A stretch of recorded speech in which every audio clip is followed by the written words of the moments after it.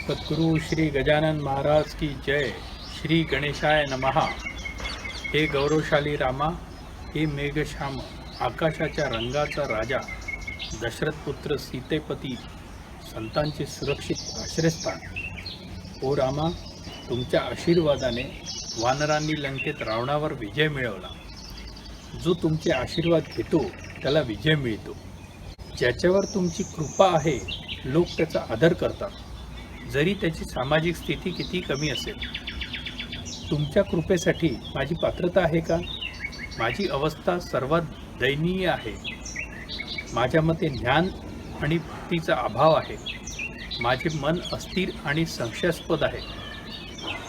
विविध इच्छा माझ्या मनाला त्रास देतात. मी तुमच्याकडून दयाळूपणाची अपेक्षा कशी करू शकतो?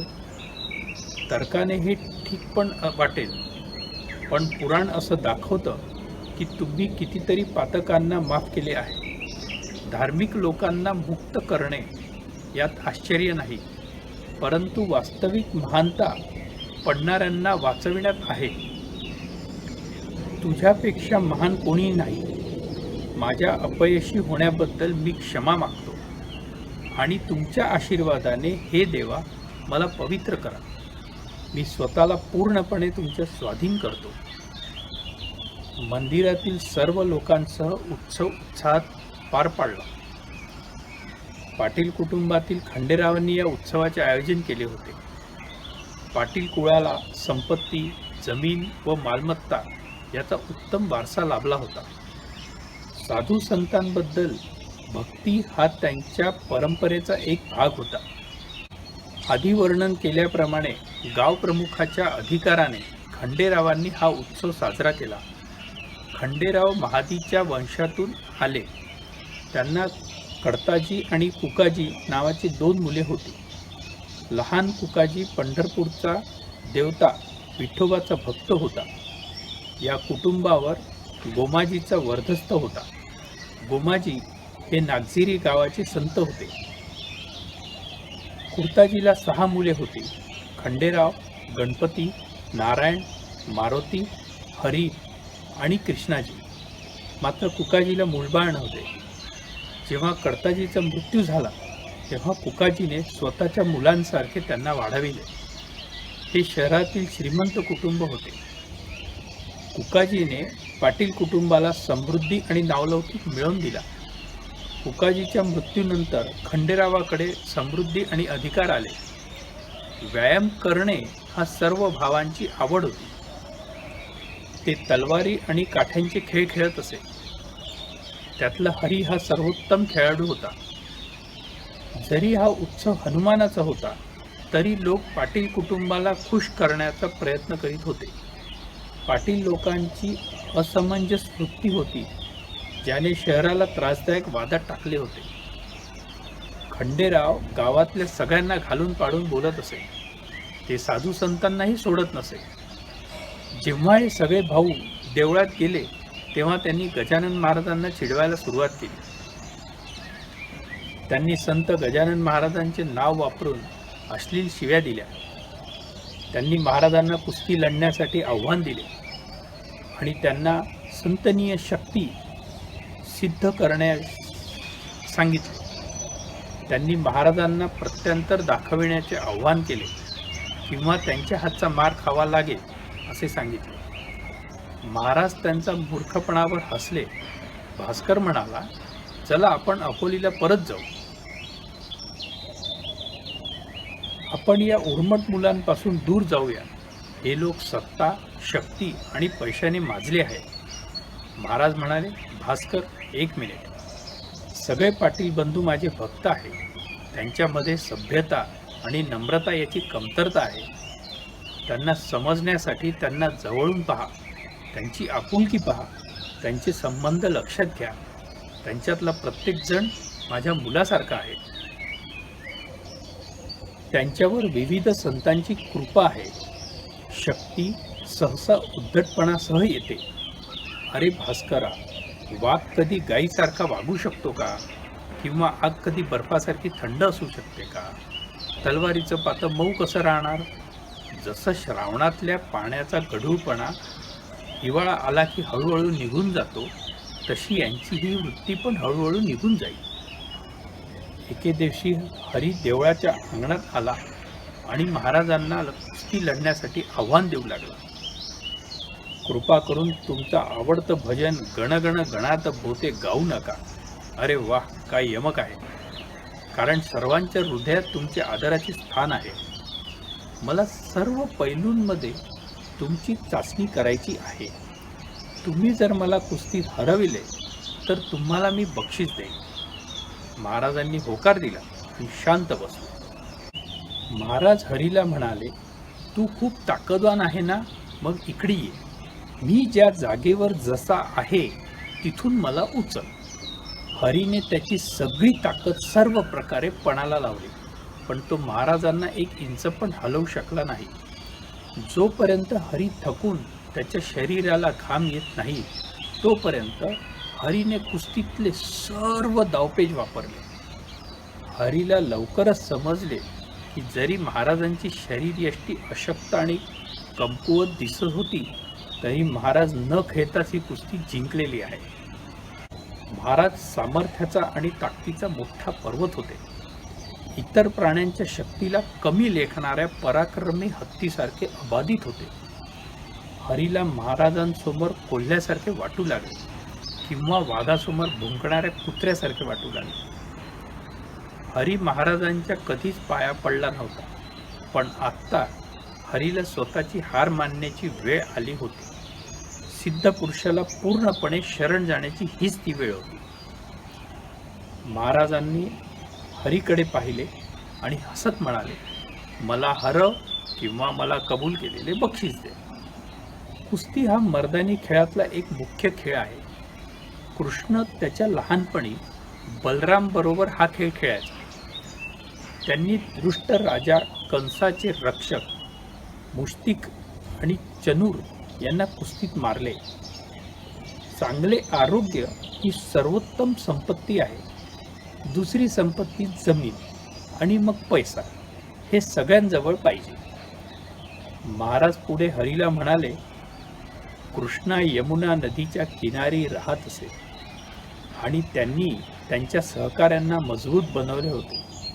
तसेच तू पण शेगावमध्ये कर. त्यांना मोठ्या उत्साहाने बळकट बनव. मला हवे असलेले हे एकमेव बक्षीस आहे.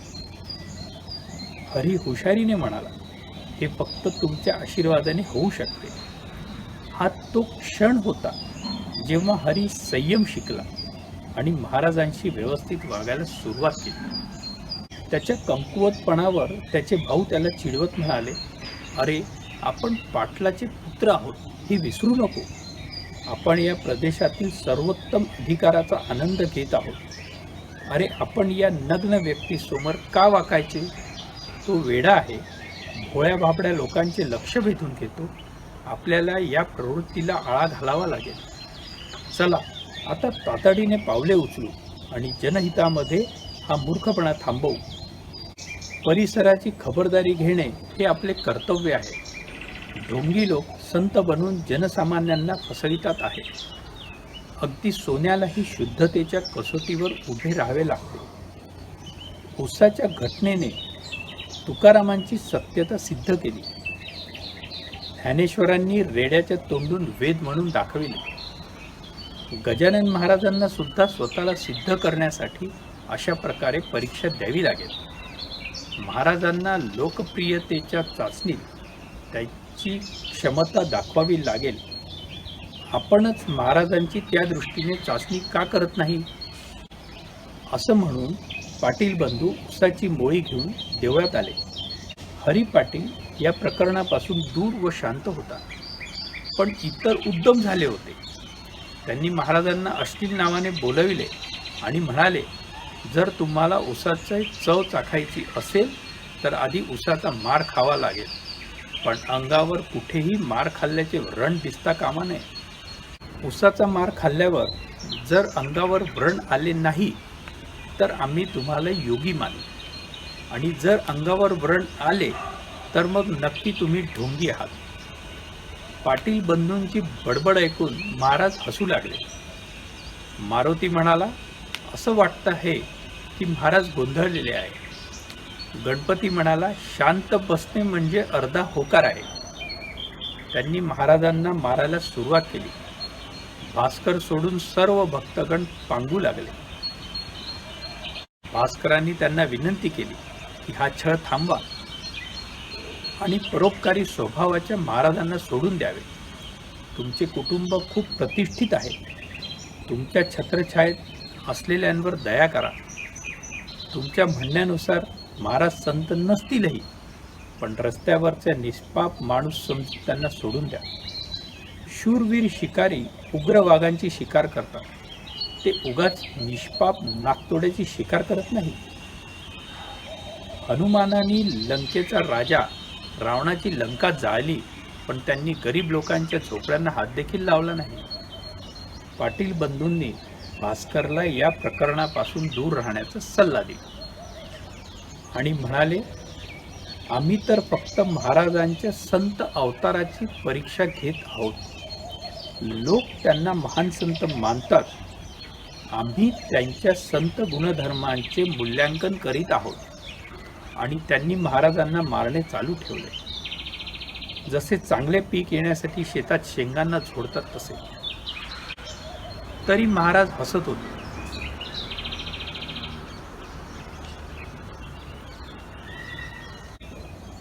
हसत होते. त्यांच्या शरीरावर कुठलेही व्रण उमटले नाही. हे सत्य पाहून पाटील बंधू घाबरले आणि खाली वाकून महाराजांच्या समोर साष्टांग दंडवत घातले. महाराज म्हणाले, मुलांनो, तुमचे हात नक्कीच दुखत असतील. मी तुम्हाला रस काढून देतो. हा रस उत्साहवर्धक आहे. महाराजांनी हाताने ऊस पिळून त्याचा रस काढला आणि मुलांना अल्पोहार म्हणून तो रस प्यायला दिला. महाराज कोणत्याही यंत्राशिवाय ऊस पिळून रस कसा काढू शकतात हे फक्त योगशक्तीने शक्य आहे. या प्रसंगावरून लोकांनी हे ओळखले पाहिजे की योगा हे राष्ट्रीय शक्ती वाढवू शकते. हे महाराजांना पाहिजे होते. मुलांनी खाली वाकून नमस्कार केला आणि धावत खंडेरावाकडे परत गेले. देवळात घडलेली घटना आणि शेगावच्या संताबद्दल खंडेरावाला सांगितली. या प्रसंगानंतर खंडेरावांनी महाराजांच्या दर्शनाला जाण्यास सुरुवात केली, पण त्याची अरेतुरेची देहाती भाषा काही बदलली नाही. खंडेराव कधीच कोणासाठी सन्मानीय शब्द किंवा भाषा वापरत नसे. सहसा एकेरी शब्द दोनच वेळेस वापरले जातात. एक आई मुलांच्या नात्यातील प्रेमापोटी आणि अधिकाराने आपल्यापेक्षा खालच्या दर्जाच्या दीनदुबळ्या नोकरांसाठी. खंडेरावांनी प्रत्येकाला आपला मानले होते आणि म्हणून त्यांच्याशी अरेतुरे करून बोलत असे. म्हणून तो महाराजांना पण अरेतुरे म्हणत असे. पण महाराजांचा अपमान करण्याचा कधीच उद्देश नव्हता.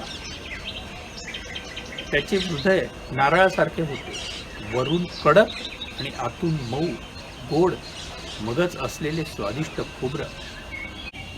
एकदा कुकाजीने खंडू पाटीलला बोलविले आणि म्हणाले, तू महान संत गजानन महाराजांबद्दल बोलला होता. आता तुला तर माहीत आहे, दिवसेंदिवस मी म्हातारा होत चाललो आहे. आता माझी इच्छा आहे की माझा मृत्यू होण्याआधी मला नातवाला बघायचे आहे. आता माझ्यासमोर बावळाटासारखा का उभा आहे? जा आता महाराजांना विनंती कर आणि तुला मूल होण्यासाठी आशीर्वाद माग. तो जर खराखुरा सिद्ध पुरुष असेल तर ते तुझी इच्छा नक्की पूर्ण करतील. खंडेराव लगेच महाराजांकडे गेला आणि म्हणाला, कुकाजी काका आता म्हातारे होत चालले आहे. त्यांना माझ्या मुलाचं तोंड पाहायचं आहे. तुमच्यामध्ये जर भक्तांची इच्छा पूर्ण करण्याची ताकद असेल तर माझ्यावर उपकार म्हणून मला मूल व्हावा असा आशीर्वाद का देत नाही? महाराज म्हणाले, वा छान, तू काहीतरी मागतो आहेस. जेव्हा तुझ्याकडे सर्व संपत्ती आणि शक्ती आहे, तू तर सर्वांना हुकूम देतो, मग त्या सृष्टी निर्मात्याला का नाही हुकूम देत? हे मानवी उल्लंघनाच्या पलीकडे काहीतरी आहे. खंडू म्हणाला, पिकांना वाढीसाठी पाणी लागतं. पाऊस पडणे हे मानवी प्रयत्नांच्या पलीकडे आहे. म्हणूनच दुष्काळात जमीन कोरडी असते.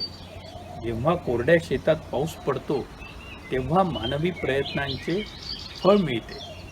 खंडू पुढे म्हणाला, महाराज, माझ्या बाबतीत असेच घडले आहे. तुम्ही तुमचे सर्व उपकार माझ्यावर करा. महाराज हसले आणि म्हणाले, तू मुलासाठी भीक मागतो आहे, म्हणजे ते भिक्षा मागण्यासारखे आहे. मी तुला पुत्र होईल असा आशीर्वाद देतो. तुला त्याचं नाव भिक्या ठेवावं लागेल. महाराज पुढे म्हणाले, हे सगळं काही माझ्या हातात नाही, पण मी परमेश्वराला विनंती करतो की तो नक्कीच तुझी इच्छा पूर्ण करेल. महाराज म्हणाले, सृष्टी निर्मात्याच्या कृतज्ञतेचे प्रतीक म्हणून दरवर्षी शहरातल्या सगळ्या ब्राह्मणांसाठी आमरसच्या मेजवानीचे आयोजन करायचे. खंडूने हा प्रस्ताव स्वीकारला आणि परत कुकाजीकडे गेला आणि महाराजांबरोबर झालेले संभाषण सांगितले. कुकाजीला खूप आनंद झाला. काही महिन्यांनी खंडूच्या पत्नीला मुलगा झाला.